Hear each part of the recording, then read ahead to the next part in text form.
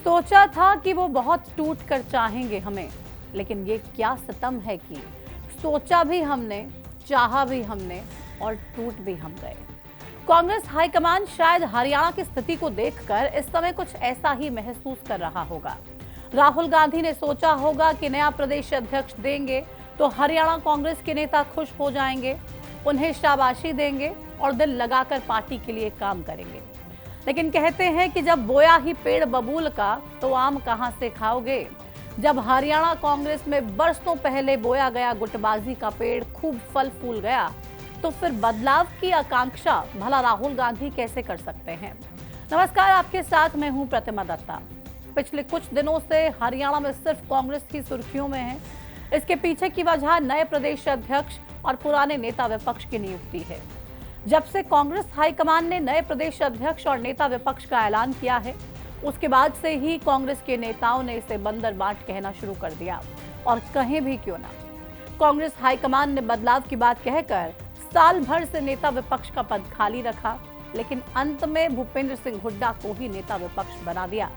ऐसे में ये सवाल तो पूछे ही जाएंगे कि साहब, इस फैसले में इतना मुश्किल क्या था कि आपने साल भर का समय लगा दिया, और अगर भूपेंद्र सिंह हुड्डा को ही बनाना था तो पहले बना लेते। कांग्रेस की कमान फिर से हुड्डा साहब के हाथ में देनी थी तो इतना लंबा ड्रामा आखिर क्यों हुआ? क्यों आपने ये दिखाने की कोशिश की कि अब हरियाणा में भूपेंद्र सिंह हुड्डा की नहीं बल्कि कांग्रेस पार्टी की चलने वाली है? इन्हीं सवालों की ज्वाला कांग्रेस के हर उस नेता के जहन में धधक रही है जो भूपेंद्र सिंह हुड्डा के विरोध में खड़े रहते हैं। कांग्रेस के नेता तो अब ये तक कहने लगे हैं कि सरकार चोरी के जिम्मेदार ही क्या, अब पार्टी का झंडा बुलंद करेंगे। क्या एक साल के मंथन के बाद हाईकमान ने यही बदलाव किया? कांग्रेस नेता सीधा सीधा पार्टी हाईकमान से यही सवाल पूछ रहे हैं कि कांग्रेस हाईकमान की सुई बार बार भूपेंद्र सिंह हुड्डा पर आकर क्यों अटक जाती है? क्यों कांग्रेस नेतृत्व हर बार भूपेंद्र सिंह हुड्डा को किनारे करने से घबरा जाता है?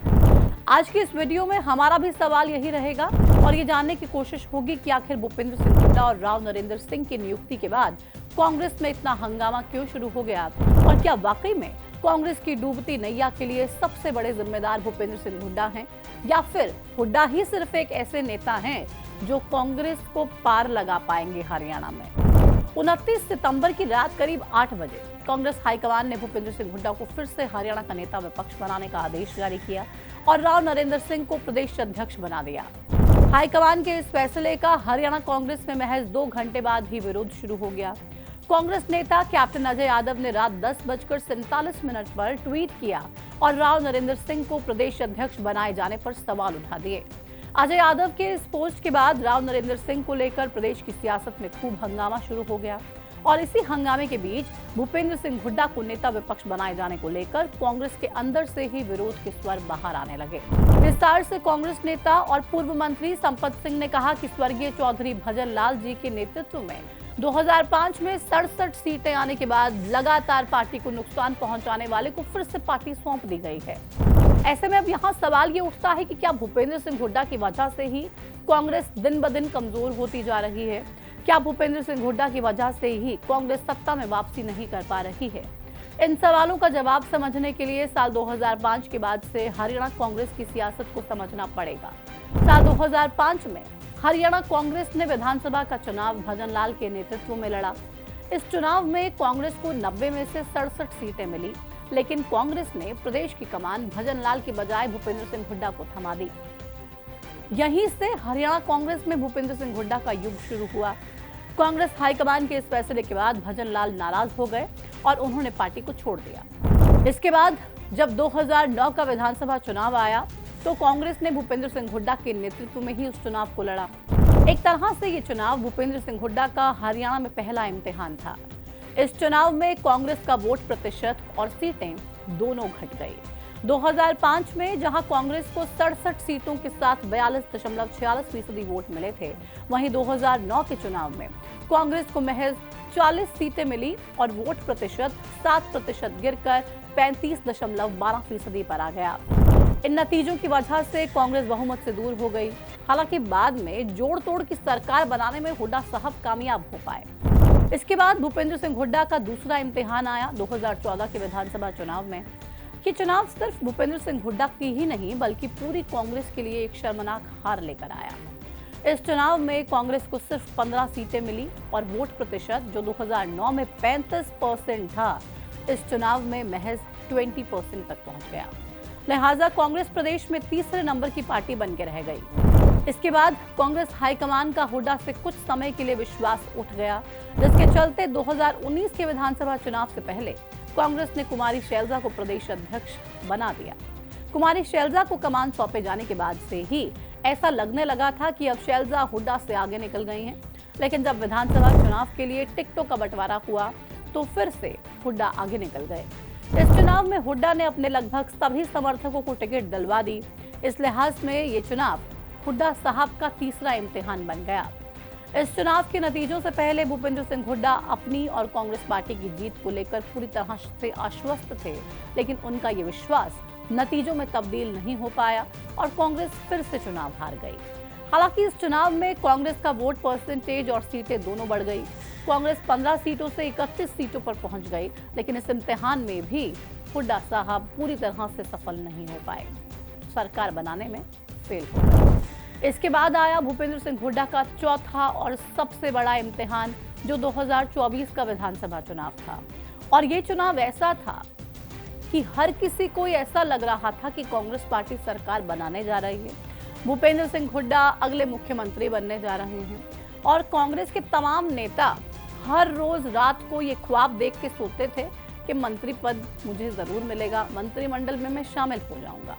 और इस चुनाव की पूरी कमान भूपेंद्र सिंह हुड्डा के हाथ में ही थी, क्योंकि भूपेंद्र सिंह हुड्डा ही कांग्रेस विधायक दल के नेता थे और हुड्डा समर्थित उदयभान कांग्रेस पार्टी के प्रदेश अध्यक्ष। भूपेंद्र हुड्डा को इस चुनाव में अपनी और कांग्रेस की जीत का 100% विश्वास था, लेकिन एक बार फिर से उनका ये विश्वास नतीजों में तब्दील नहीं हो पाया। 2024 के विधानसभा चुनाव में कांग्रेस जीती हुई बाजी हार गई और 37 सीटों पर ही सिमट कर रह गई। जो पार्टी सरकार बनाने की सोच रही थी, 37 सीटों पर ही संतोष करना था। अब इन सभी आंकड़ों को देखकर ये कहना तो गलत नहीं होगा कि भूपेंद्र सिंह हुड्डा की वजह से कांग्रेस जीत नहीं पा रही है, क्योंकि पिछले 2 दशक से कांग्रेस का नेतृत्व भूपेंद्र सिंह हुड्डा ही कर रहे हैं और पिछली 3 बार के विधानसभा चुनाव लगातार भूपेंद्र सिंह हुड्डा के चेहरे पर लड़े जा रहे हैं और कांग्रेस पार्टी बुरी तरह से हार रही है। लेकिन हैरानी की बात तो यह है कि बार बार असफल होने के बावजूद भूपेंद्र सिंह हुड्डा ही हर बार पार्टी आलाकमान की पहली पसंद बन जाते हैं। अब देखिए, 2024 में इतनी बड़ी जीत बीजेपी को थाली में सजाकर देने के आरोप जिन भूपेंद्र सिंह हुड्डा पर कांग्रेस के ही नेता लगाते आ रहे हैं, उन्हीं हुड्डा को कांग्रेस ने फिर से नेता विपक्ष बना दिया है। इसके अलावा जिन राव नरेंद्र सिंह को कांग्रेस हाईकमान ने प्रदेश अध्यक्ष बनाया है, उनका झुकाव भी कहीं ना कहीं भूपेंद्र सिंह हुड्डा की तरफ ही ज्यादा नजर आता है। और राव नरेंद्र सिंह को उदयभान पार्ट 2 कहना भी गलत नहीं होगा, क्योंकि इनके लिए भी ये कहा जा रहा है कि सिर्फ और सिर्फ वही करेंगे जो हुड्डा साहब चाहेंगे। हमने जब राव नरेंद्र सिंह का ट्विटर हैंडल जांचा तो हमें भूपेंद्र सिंह हुड्डा और दीपेंद्र हुड्डा के साथ ही उनकी तस्वीरें ज्यादा नजर आई। यहाँ तक कि चुनाव के समय उन्होंने प्रचार के लिए जो पोस्टर लगाए थे, उसमें भी भूपेंद्र सिंह हुड्डा और दीपेंद्र हुड्डा ही दिखाई दे रहे थे। हरियाणा कांग्रेस के बाकी किसी भी नेता का फोटो उन्होंने अपने पोस्टर में नहीं लगाया। अब ऐसे में कांग्रेस नेताओं का नाराज होना और पार्टी हाईकमान के फैसले का विरोध करना क्या सही नहीं है? हालांकि प्रदेश अध्यक्ष बनने के बाद राव नरेंद्र सिंह तमाम नेताओं के पास जाकर उनसे मिल रहे हैं, अलग अलग गुटों से बातचीत करके और अपने कॉन्फिडेंस में लेने की कोशिश जरूर कर रहे हैं।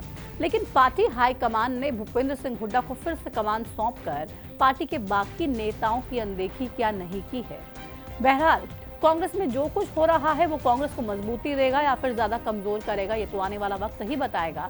लेकिन अभी तो कैबिनेट मंत्री अनिल विज की तरह बस इतना ही कहा जा सकता है कि इब्तिदाए इश्क है रोता है क्या, आगे आगे देखिए होता है क्या, आगे आगे देखिए होता है क्या। इब्तिदाए इश्क रोता है क्या, आगे आगे देखिए होता है क्या।